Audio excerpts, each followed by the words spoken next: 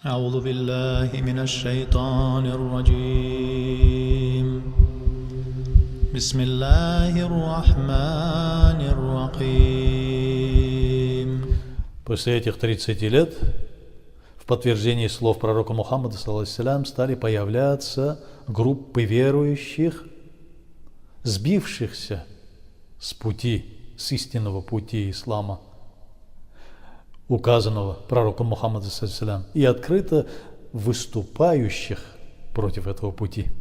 Однако количество заблудших никогда не было многочисленным, что также было предсказано пророком Мухаммада ﷺ. Сказано было пророком ﷺ: сыновья Израилевы разделились на 72 группы. Моя же умма разделится на 73. Они все окажутся в аду, кроме одной. Когда же асхабы спросили: а кто же эти спасшиеся, о посланник, саллаллаху алейхи вассалям, он ответил: это те, кто будет идти моим путем и путем моих сахабов. Этот хадис приводится у Ибн Маджи и Тирмизи.